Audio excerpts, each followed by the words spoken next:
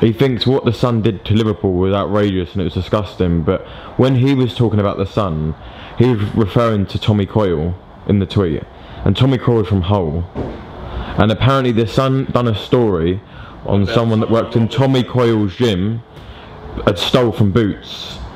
Do you know what? What the Sun done and what they didn't do, absolutely disgusting, and I'd much rather keep my views and my opinions to myself, because I've got some good friends from Liverpool. Of course, yeah. And like, I genuinely feel for anyone that lost anyone in that incident. People say stupid things. Stupid things happen, but do you think they would have got rid of other fighters if they would have mentioned the Sun? Well, that's exactly the point of Hard made the other day as well. Fighters, did they let other fighters? Are Matchroom banning all their fighters? Has Matchroom got rid of him as well? Well, this is what's really confusing at the moment. So Eddie Hearn said in an interview with us that he is willing to work with O'Hara again at some point. But then O'Hara said... That's what all promoters say. Yeah, and then O'Hara said that, well, he's now signed with MTK as a management, which is probably a good move for O'Hara. Good move. And now he's saying that his management are speaking to other promoters. Yeah. So... right, that's what promoters do anyway. They say, oh yeah, they try and keep you on the hook, like, oh, we'll work with you somewhere else down the line, try and just keep you there, lying in limbo until they want. But what I want to know is,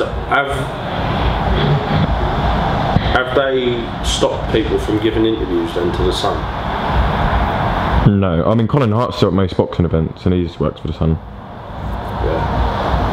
Do you know what? I don't know. Do you know what? I'm going to sound really stupid, and I'm just going to say it exactly. I don't really know anything at all about it. Like, I genuinely don't really know anything at all about it. So well, I mean, I don't really want to speak on stuff that I don't really understand. There's been fighters in the past that have done bad stuff and necessarily haven't been banned, but I mean, that's not me saying that it's okay or anything what the O'Hara did, because let me say a thing. Has he got a big mouth? Yes. There's plenty of other fighters in boxing that got big mouths. The thing is, it's alright when big mouths are selling shows and stuff like that, but when you're just saying stupid shit, then listen, I just think they wanted him out. That's it. How about Peter Madonna? Did you hear about that one recently? That's disgusting, isn't it? I did feel really sorry for him, especially when I saw his interview. That is disgusting. I don't want to upset the board, but that was bad. That was a bad call. That was bad call. If he gets done for it, you get done for a push, and then people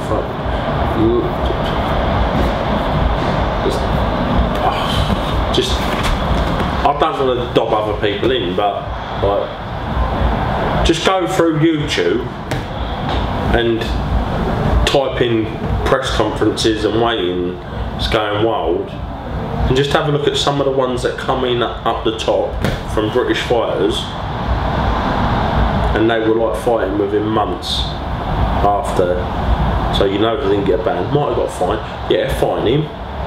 Fine him, yeah. Why banned him?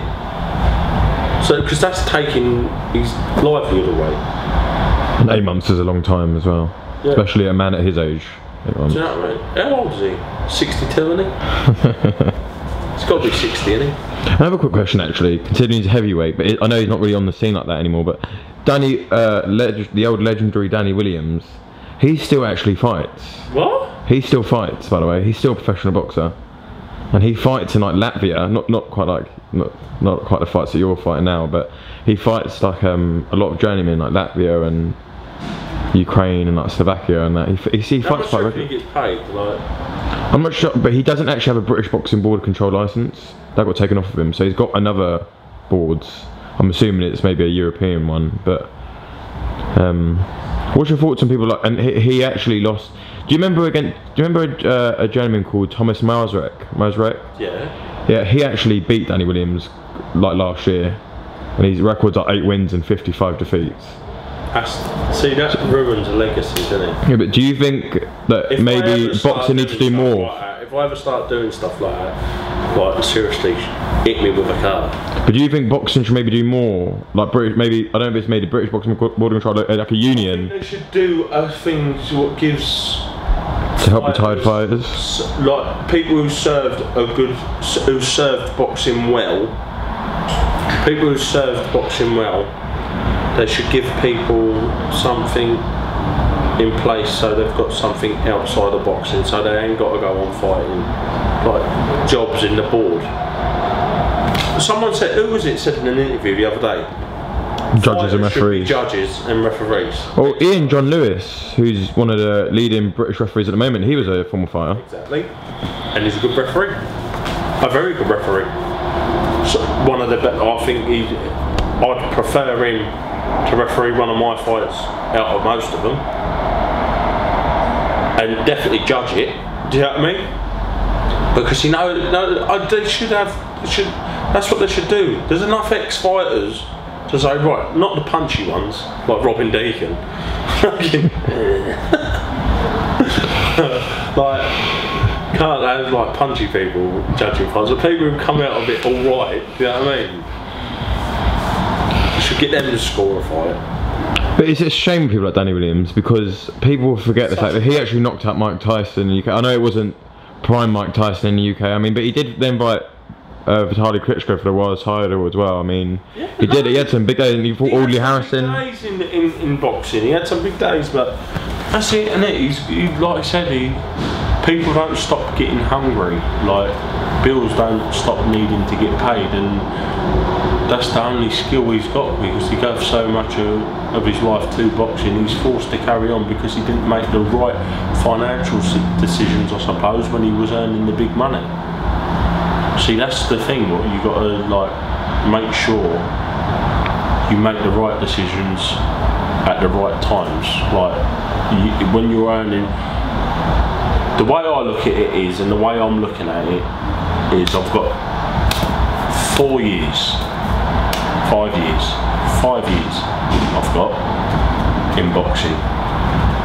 And I want to make as much money and much of the right decisions and right investments, so I don't ever have to do silly stuff like go to Latvia or Lithuania and get beat up by journeymen, because I want to leave my legacy. I want to go out on a high, and I want to say see you later, and then I want to help other young fighters completely free of charge, because I've made all my money, and I want to stop them from getting robbed and shafted and pushed about and getting made to feel like they're worth that when they're really worth that. Do you know what I mean? So that is my plan, and that is what should be so many other fighters' plan. Not the bit about helping other people, because you don't have to do that, but you should make sure you make the right decision, you've got the right things in place, so you're doing the right stuff. Because it's okay earning good money, but you go to the sea long enough with a bucket, one day that'll be empty, and nobody earns a sea of money. So just to round off a long 51-minute interview, I think that's actually a record. Then look into the camera. What's your message for Filip Hrgovic ahead of Saturday night? What is my message for Filip Hrgovic? Go to sleep and just lay back and relax, and it'll all be over quickly, I promise. That's it. And everyone who is wants to know about Tom Little, he's fighting ITV box office undercard against Filip Hrgovic Saturday night. Yeah, it's actually ITV box office, but it's free to view on there. So it's free to view. What channel is it? For what? I don't know what. I don't actually know what channel it is. It is for something. It's for something. Yeah. But yeah, no. Usyk Bradis main event. Massive. Riga party time. Fly out tomorrow actually. So. Go on, son. There we go. Get there a bit early. He's there before me. Yeah. Got to make sure they know what we're bringing down. So. Right. Let me get weighed. But thank you very much for the interview. And take it easy. Yeah.